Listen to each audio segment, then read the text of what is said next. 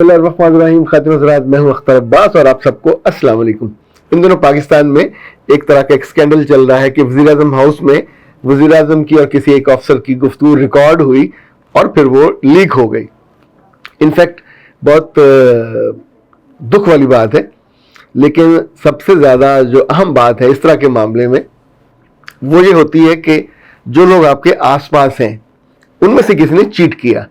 वो आपके अमले का बंदा हो सकता है, वो आपके जो मुख्तलिफ फोर्सेस से लोग आए हुए होते हैं उनमें से कोई बंदा हो सकता है। तो हर आम कोई पीएम, कोई माली, कोई चौकीदार तो ये काम नहीं कर सकता। इवन भुट्टो साहब के साथ ये होता था कि उनके बेडरूम में बगिंग के ये लग जाते थे।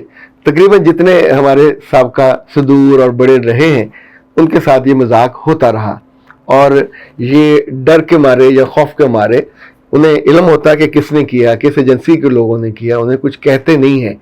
लेकिन फिर सवाल पैदा होता है जब आपस में बैठते हैं कि अगर पाकिस्तान के सबसे बड़े सेंटर ऑफ पावर में भी प्राइवेसी नहीं है, एतमाद नहीं है, इट्स काइंड ऑफ गद्दारी।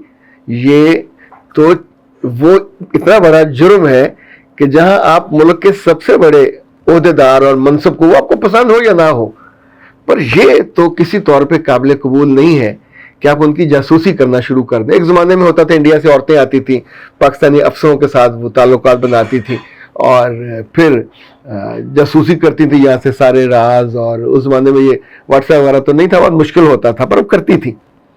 फिर उनके लिए रोकने का एहतमाम किया गया।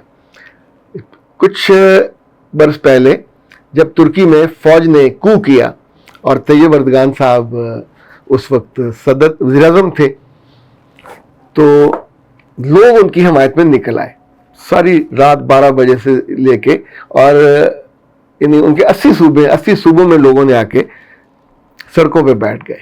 ये नहीं हो सकता। इस्तांबुल के लोगों ने जो टैंक थे, टैंकों के अंदर अपनी शर्टें उतार उतार के उसके जहाँ से वो धुआं निकल रहा है उसके अंदर दे दी। बर्तन ला के बाल्टियाँ और बर्तन और देगचे टैंक की उसमें फंसा दिया जहाँ से जो चेन होती है।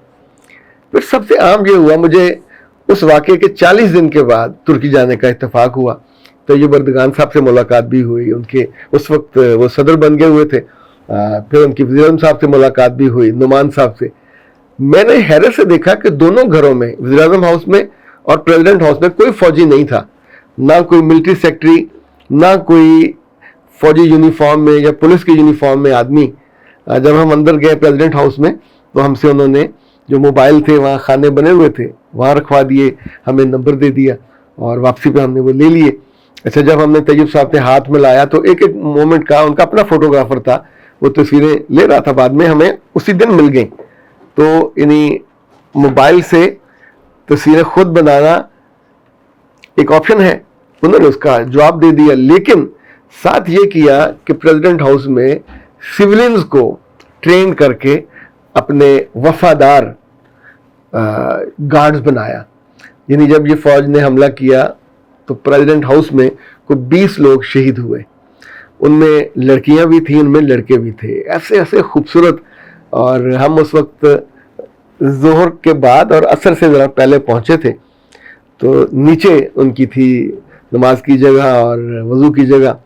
तो ये जो उनके गार्ड से आते थे, रिवाल्वर लगे हुए और स्लिम एंड स्मार्ट एक्टिव, वज़ू करते थे और आराम से नमाज पढ़ते थे और चले जाते थे। यानी ये भी मुझे बहुत अच्छा लगा। इसका मतलब ये हुआ कि जो भी मसला हो उसका हल आपके पास होता है।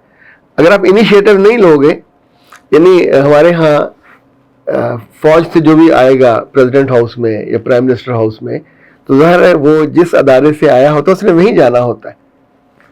उसको बुलाते क्यों हैं मिलिट्री सेक्रेटरी? थोड़ा रोब दाब के लिए, चूंकि जब पाकिस्तान बना तो उससे पहले भी वायसराय के साथ होता था, फौजी होते थे।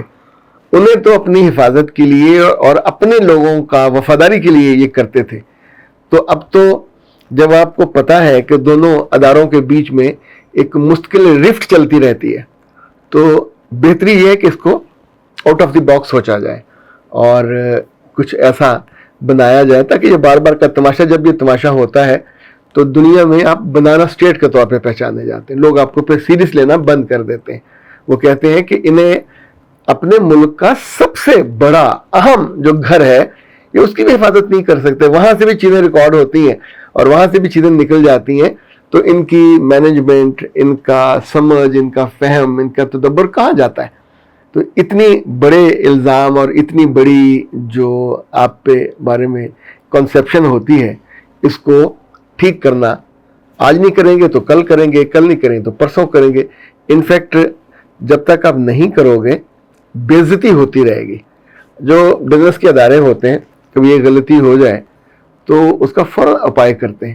لوگوں نے وہاں کیمرے لگائے ہوئے ہیں، لوگوں نے فزیکلی چیکنگ کر رہے ہوتے ہیں، 10 پروسیس ہوتے ہیں، ورنہ لوگ چیزیں اٹھا کے لے جاتے تھے. تو دھیرے دھیرے اس پروسیس میں اتنی جان ہو گئی، وہ اتنا افیکٹو ہو گیا کہ وہ ادارے اور لوگ اور ان کے راز محفوظ ہو گئے.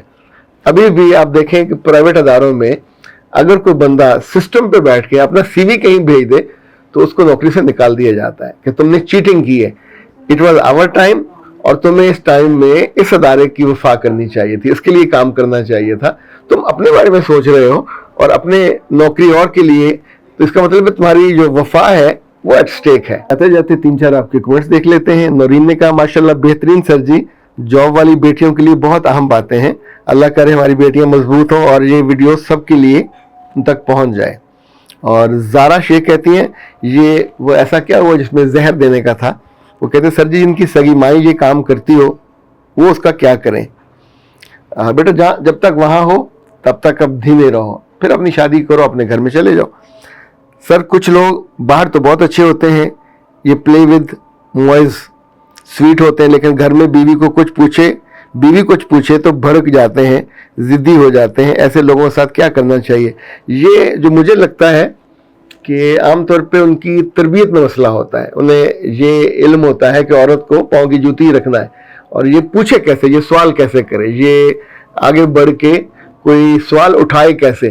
تو پھر وہیں وہ بلی کو مارنے کی کوشش کرتے ہیں، اور اسی وجہ سے پھر آپ کو برا لگتا ہے. اگر جب اللہ آپ کو بیٹے دے تو بیٹا ان کو آپ سمجھائیے گا کہ اچھا مرد وہی ہوتا ہے جو دوسروں کی عزت بھی کرے، ان کی کیئر بھی کرے.